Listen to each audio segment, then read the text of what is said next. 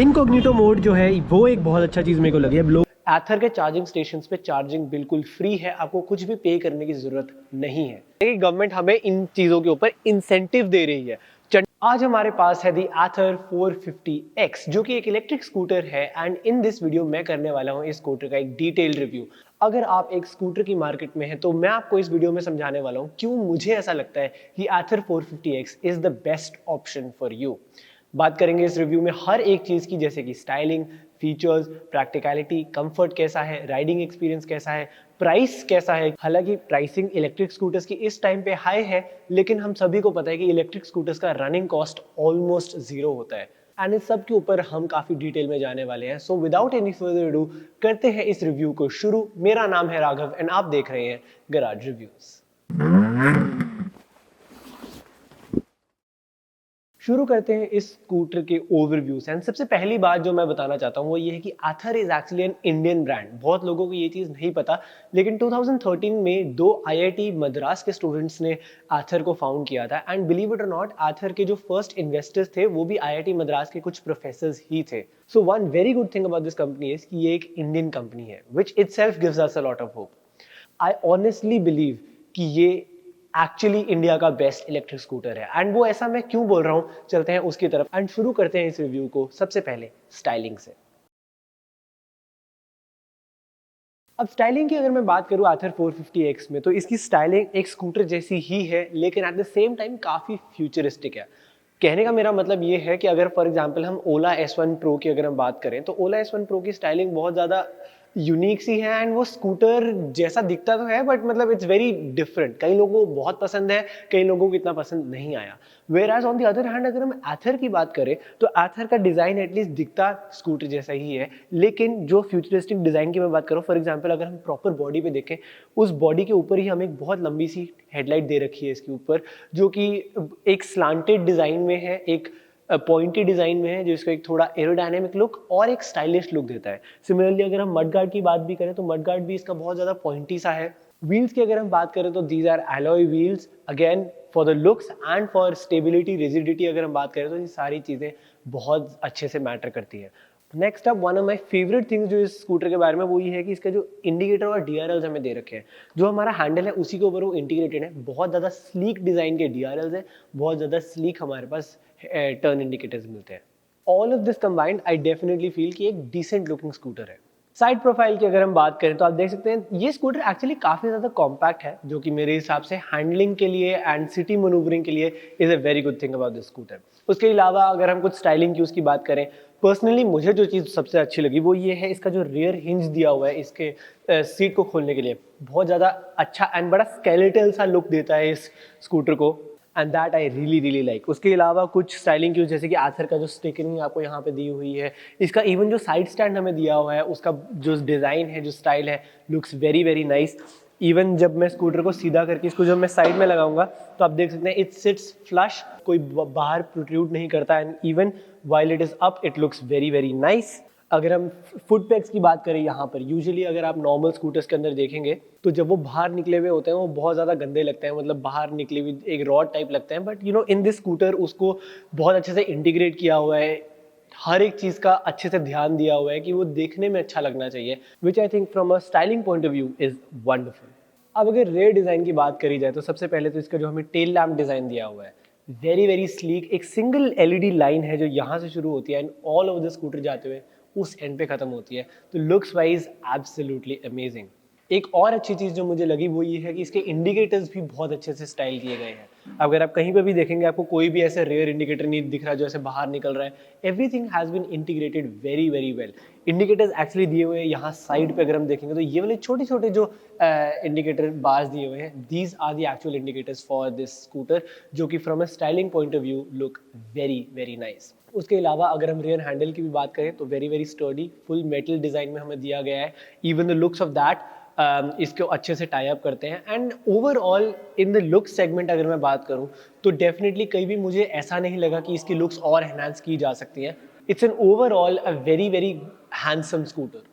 Next up हमारे पास जो Chandigarh author showroom है वहाँ पर उन्होंने एक डिस्प्ले लगाया हुआ है of all the components of the Ather 450X। तो इसको एक्सप्लेन करने के लिए I will have someone who specializes in Ather. So welcome to the channel. Hi, my name is Adil.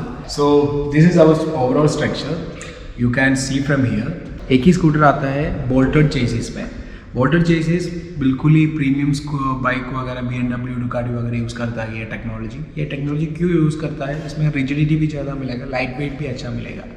सो उसके बारे में पता करेगा तो ये फ्रेम में बिल्कुल ही वेट रेशियो 50-50 है।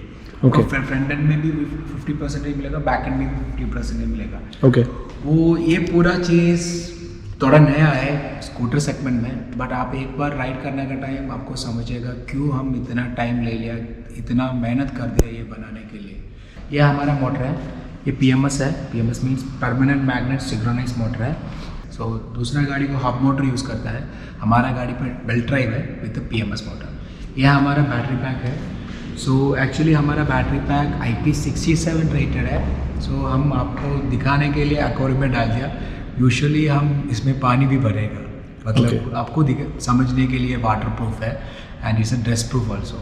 सो हमारा बैटरी पैक का वारंटी भी 3 साल अनलिमिटेड किलोमीटर है। सो वन क्वेश्चन, एक चीज़ में जैसे कि आप बोल रहे हैं कि 3 साल की हमें वारंटी मिलती है इसके ऊपर, तो अब 3 सालों के अंदर जैसे बैटरीज का नॉर्मली होता है कि बैटरी पैक ख़त्म हो जाता है, लाइक अगर फॉर एग्जाम्पल हाँ उसकी जो स्टोरेज कैपेसिटी है वो कम होती रहती है, तो लाइक 3 साल के अंदर वो भी अंडर वारंटी कवर होता है। वो पूरा मतलब वो हमको चेक करना पड़ेगा, बट हमारा एक्यूमुलेशन वगैरह मतलब हमारा पहला वाला गाड़ी 4 साल पहले लॉन्च हो गया। हाँ जी, हाँ जी। तो हमारा पास अभी तक वो गाड़ी टेस्ट करता है। उसके बारे में हमारा रिसर्च डेवलपमेंट बोलता है अभी तक 92% ऑफ SOH बैटरी में स्टिल है। सो ये लिथियम आयन है, कम से कम 7-8 साल चल जाएगा and that's the battery pack. ये पूरा इंडिया में बना गया। डेफिनेटली ये हमारा डिजाइन बाय आदर है। ये हमारा खुद बैटरी पैक है। डेफिनेटली सेल्स बाहर से आता है, मतलब इंडिया में मैन्युफैक्चरिंग फैसिलिटी नहीं। 1-2 साल का अंदर वो भी हो जाएगा। सो अभी आप परचेज करने के लिए अभी का बैटरी प्राइस थोड़ा महंगा है, वी ऑल नो दैट। धीरे धीरे हमको कमी प्राइस में मिलेगा। फॉर द कस्टमर्स वो अच्छा लगेगा, मतलब आप फ्यूचर में चेंज करने का टाइम आपको उतना ज़्यादा पैसा कमाने का ज़रूरत नहीं है। तो मतलब कि अभी तो वैसे तो you are offering 3 years warranty unlimited kilometres, लेकिन और आप ये बोल रहे हैं कि क्योंकि लिथियम आयन है तो लाइक 7-8 साल किसी को दिक्कत नहीं आएगी। बट अगर मान लीजिए किसी को रिप्लेस करना पड़ जाता तो अभी करंट जैसे आप बोल रहे हैं कि अभी इंडिया के अंदर मतलब अभी मैन्युफैक्चरिंग फैसिलिटीज़ नहीं है, तो that is why the price is high. तो बाद में हो सकता है कि वो प्राइस नीचे आ जाए, बट फिलहाल के लिए प्राइसिंग अभी क्या है for a battery? Around 60,000 is the today's price. But आपको 3 साल का बाद बिल्कुल ये कमी हो जाएगा। हम भी कोशिश करता है मतलब एंड द फ्यूचर। अभी इसमें 210 सेल्स है हमारा बैटरी पैक पे। किसी चीज़ को आपको पूरा बैटरी पैक चेंज करना ज़रूरी है। Cell by cell we can change it. अच्छा, तो मतलब वो तो जो हमारा जो 60,000 का आप खर्चा बता रहे हैं वो पूरे बैटरी पैक का है। अगर मान लीजिए आपके कुछ सेल्स ही खराब होते तो वो सेल्स इंडिविजुअली भी चेंज हो सकते हैं। उसका टेक्नोलॉजी मतलब हम टेस्ट नहीं करते, हमारा किसी गाड़ी में बैटरी पैक नहीं चेंज कर दिया। ओके, स्टिल आप देखिएगा तो ये बोल्टेड है बैटरी पैक। फ्यूचर में कोई मतलब नीड है तो we can repair it. Okay, अभी उसके लिए रिसर्च एंड डेवलपमेंट करता हूँ। In the future we'll get with the proper answer. So ये शोरूम यशोदा ग्रुप के लिए मे बी मतलब पंजाब वाला उत्तराखंड पीपल नो दैट ये यशोदा ग्रुप है। They have Hyundai, Kia and Leyland. So उसका पहला इनिशिएटिव है चंडीगढ़ में। ऑसम। तो इफ़ एनीवन हैज़ कोई भी क्वेरी रिगार्डिंग आथर व्हीकल्स, अगर उनको टेस्ट ड्राइव लेना है, स्कूटर देखना है, they want to see how it is, तो you can definitely contact Yashoda group dealership here in Chandigarh. मैं डिस्क्रिप्शन में सारी डिटेल्स दे दूंगा। Thank you so much Adil for coming in the video and we'll continue with the video now.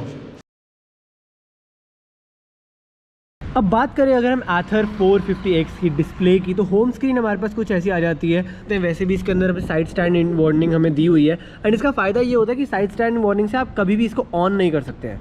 तो जैसे कि मैं साइड स्टैंड यहाँ से बंद करूँगा, आप देख सकते हैं अब वो चीज़ चली गई है एंड लेकिन अभी भी मोटर ऑफ है। अब क्योंकि ये नॉर्मल पेट्रोल एक्टिवा तो है नहीं जिससे कि हमें आवाज़ से पता चल जाए कि एक्टिवा हमारी स्टार्ट है या नहीं। अभी स्कूटर के अंदर हमें यहाँ पर लिखा आ जाता है कि अभी जो है मोटर ऑफ है। जैसे हम इसको ऑन करेंगे तो अभी यहाँ पर लिखा आ गया है कि मोटर इज़ नाउ ऑन। इसके अलावा होम स्क्रीन पे हमें जो चीज़ें मिलती हैं, यहाँ पर कितनी आपके ओडोमीटर है, आपने अब जब से अभी आपने स्कूटर को ऑन किया है वो कितने किलोमीटर चला है, कितनी देर तक आपने ऑन रखा हुआ है, एवरेज स्पीड आपकी कितनी रही है, करंट स्पीड आपकी यहाँ सेंटर में आ जाती है, एस्टिमेटेड रेंज कितनी है वो आपको यहाँ पता चल जाएगी, कौन से मोड में आप चला रहे हैं वो आपको पता चल जाएगा।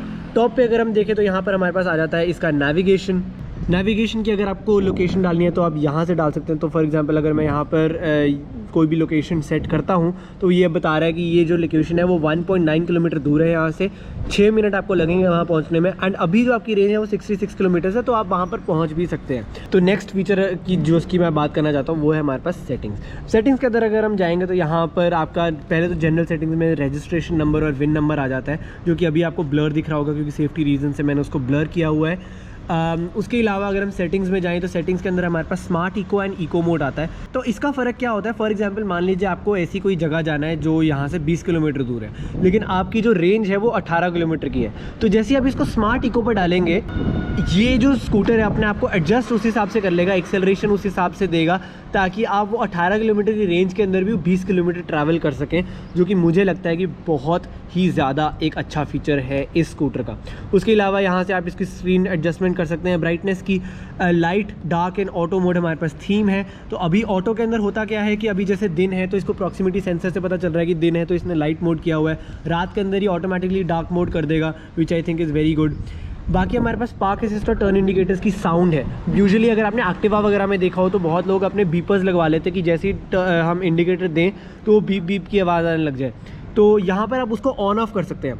अगर आपको वो आवाज़ अच्छी लगती है तो आप ऑन रखें, ऐसी कुछ आवाज़ आएगी आपको, और अगर आपको वो आवाज़ पसंद नहीं है तो यहाँ से आप उसको बंद भी कर सकते हैं, एंड अब आप देख सकते हैं कोई आवाज़ नहीं आ रही। सिमिलरली पार्किंग असिस्ट की आवाज़ को भी आप ऑन ऑफ कर सकते हैं। नेक्स्ट अब ऑटो इंडिकेटर एक बहुत अच्छा फीचर मुझे लगा इस स्कूटर का। उसके अंदर क्या होता है, यूजुअली आपने देखा होगा एक्टिवा के अंदर अगर हमने कहीं लेफ्ट लेना होता है तो हम लेफ्ट का इंडिकेटर देते हैं, लेकिन हम बंद करना भूल जाते हैं। इसके अंदर एक सेंसर दिया हुआ है कि जैसे ही आप लेफ्ट टर्न कर लेंगे ऑटोमेटिकली आपका इंडिकेटर भी बंद हो जाएगा। गाइड मी होम लाइट का फ़ायदा ये है, मान लीजिए जो आपने स्कूटर को आप बंद करते हैं तो इसकी हेडलाइट फिर भी 20 सेकंड्स तक ऑन रहेगी ताकि आपको आगे अपना रास्ता दिख जाए।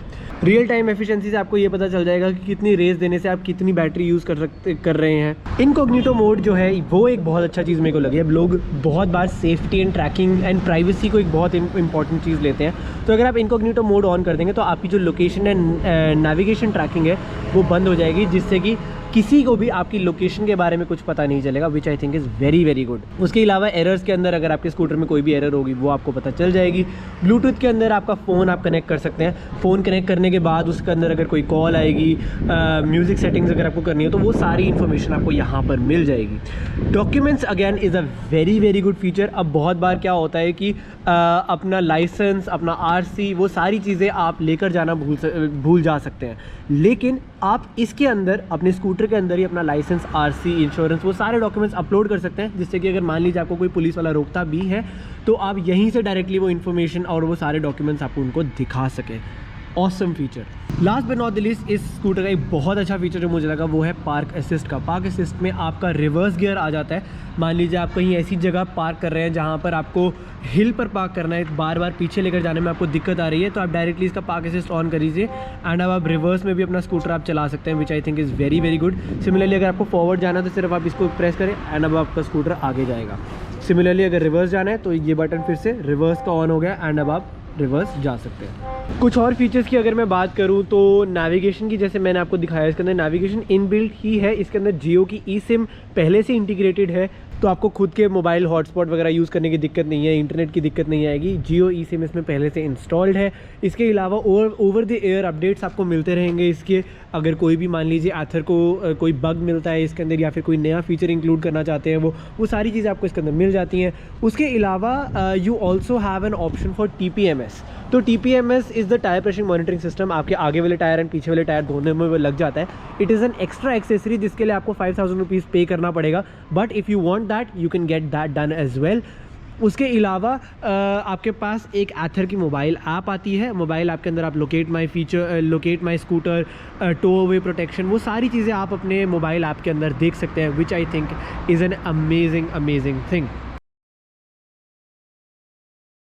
बट अब बात करते हैं एक बहुत ज़्यादा इंपॉर्टेंट चीज़ की, जो कि है रेंज एंड चार्जिंग की। तो रेंज की अगर हम बात करें तो जो IDC के हिसाब से जो क्लेम्ड रेंज है of the Ather scooter that is 146 kilometres. But 146 जो होती है वो बहुत ज़्यादा एक आइडियल कंडीशन के अंदर, अगर जो राइडर है वो भी हल्का है, वो सारी चीज़ें मानकर अगर हम चलें तो 146 की रेंज है। रियल टाइम में अगर हम बात करें तो आथर वाले क्लेम करते हैं अगर आप इसको इको मोड में चलाएंगे तो इन द रियल वर्ल्ड आपको 105 किलोमीटर्स की रेंज मिल जाएगी। सिमिलरली अगर हम राइड मोड की बात करें जो इसका नॉर्मल मोड है, उसके अंदर रियल टाइम में रियल वर्ल्ड में आपको रेंज 85 किलोमीटर्स की मिल जाएगी। अगर हम स्पोर्ट्स मोड की बात करें तो आपको रियल टाइम रियल वर्ल्ड में जो रेंज है वो 875 किलोमीटर्स की मिल जाएगी। एंड देन वॉप के अंदर हमें कोई भी रेंज नहीं बताता है आथर।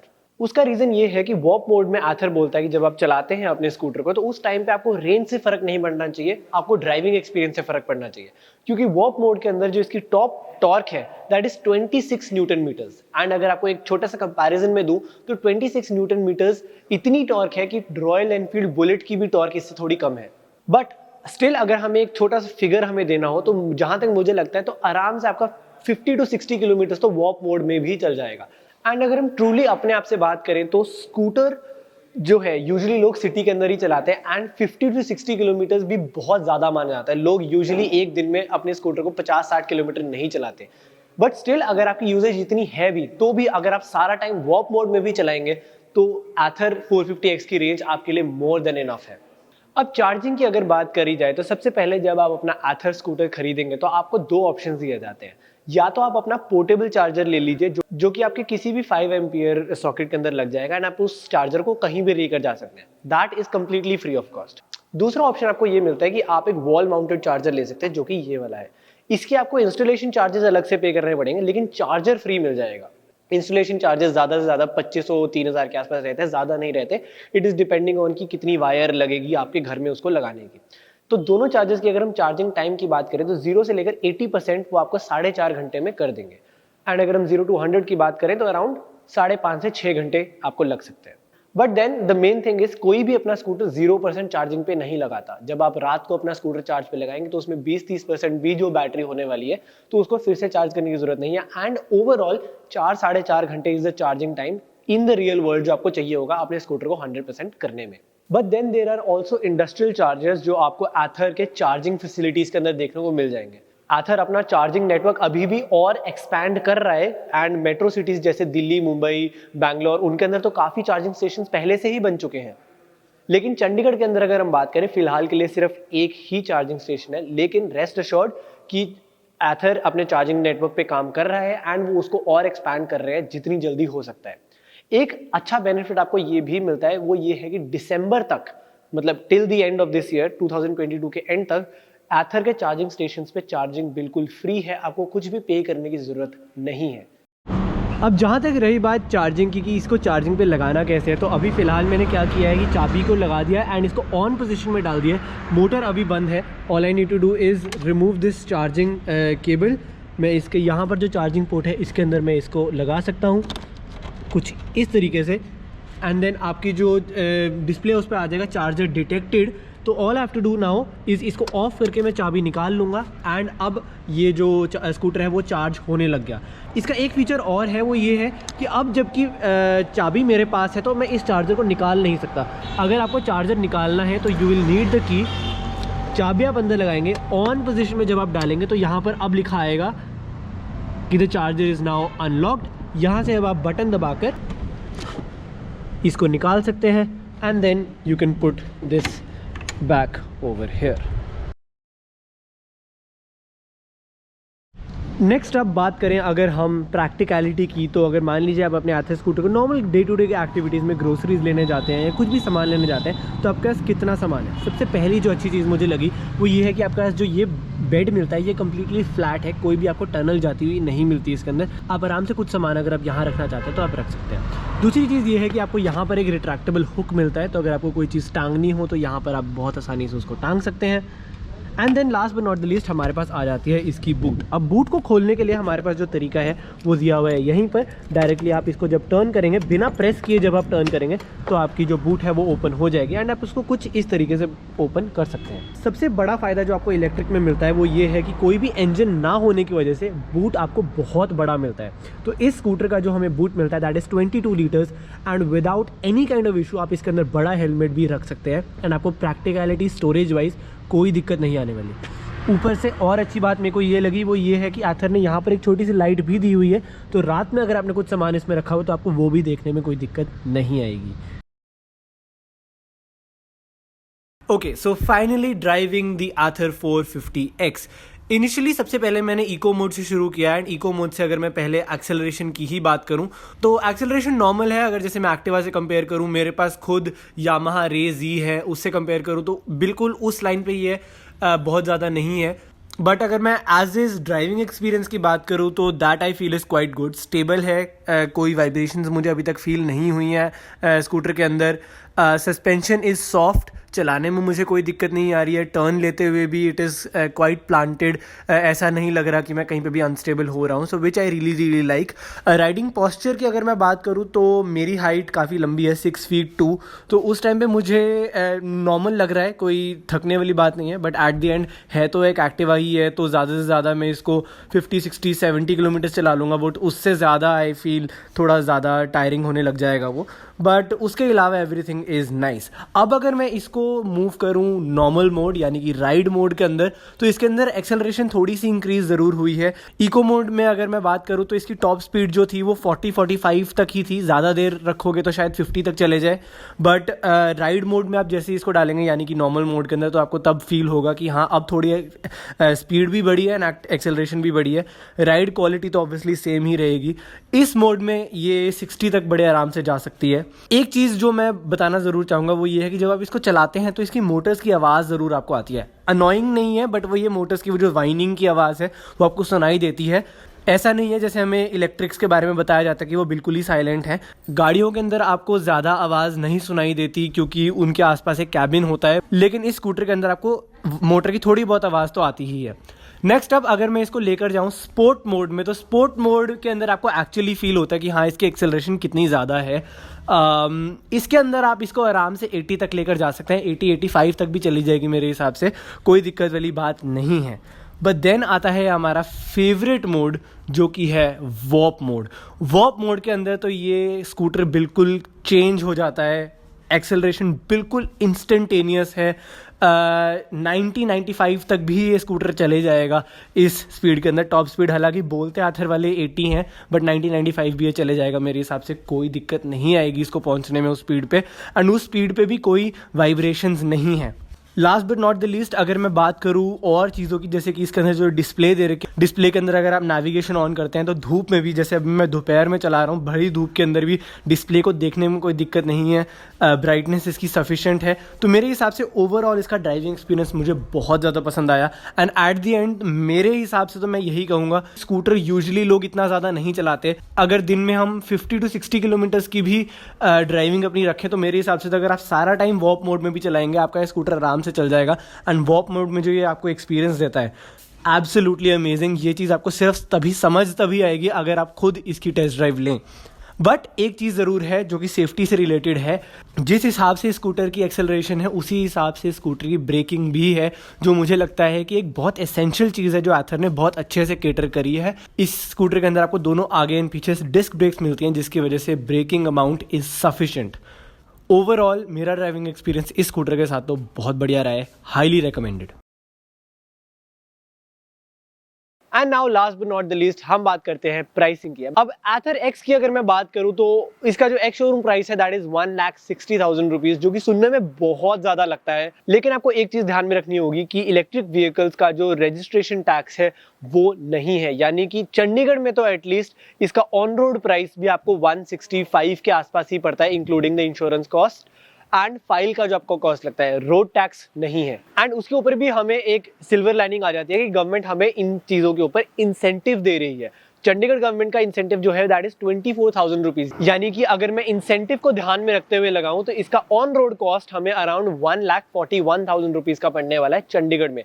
अगेन हर एक गवर्नमेंट का अलग सब्सिडी एंड इंसेंटिव टैक्स रहता है, तो वो आप अपने स्टेट के हिसाब से देख। लेकिन एक चीज आपको और ध्यान में रखने की पड़ेगी, जब आप स्कूटर को लेंगे तब आपको उस टाइम पे 1,65,000 ही करना पड़ेगा। 24,000 रुपीज का जो आपको गवर्नमेंट पैसे देगी वो रियम्बर्स होंगे बाद में, बट नॉनदलेस वो पैसे आज जरूर जाएंगे, तो आपको ओवरऑल कॉस्ट 1,41,000 रुपीज ही पड़ने वाला है। अब इस चीज को अगर हम ध्यान में रखें तो अगर हम नॉर्मल स्कूटर्स, किसी की भी नॉर्मल स्कूटर की हम बात करें, जैसे होंडा एक्टिवा भी आपको on road cost around 1 lakh rupees कर जाती है, तो 40,000 तो फिर भी ये स्कूटर आपको एक्सपेंसिव पड़ रहा है। लेकिन आप ये चीज ध्यान में रखिए कि इसका रनिंग कॉस्ट, क्योंकि इसके अंदर कोई भी फ्यूल नहीं यूज होता, तो रनिंग कॉस्ट इसका ऑलमोस्ट ना बराबर है। मेंटेनेंस कॉस्ट कुछ भी नहीं है, क्योंकि इसकी मेंटेनेंस एज सच मेंटेन करने वाला कुछ है ही नहीं, ना इंजन है, ना इंजन ऑयल चेंज होगा, कुछ भी चेंज नहीं होना। तो इन द लॉन्ग रन 3 से 4 सालों के अंदर अंदर ही जो आप 40,000 एक्स्ट्रा पे कर रहे हैं वो आपके पैसे वापस हो जाएंगे because of the savings that you are making on this scooter. And उसके ऊपर भी आपको इतने सारे फीचर्स मिल रहे हैं स्कूटर के अंदर जो आपको होंडा एक्टिवा जैसी स्कूटर्स में नहीं मिलने वाले। तो मेरे हिसाब से तो अगर I was in the market for a scooter, the electric scooter Ather 450X is the scooter that I would buy।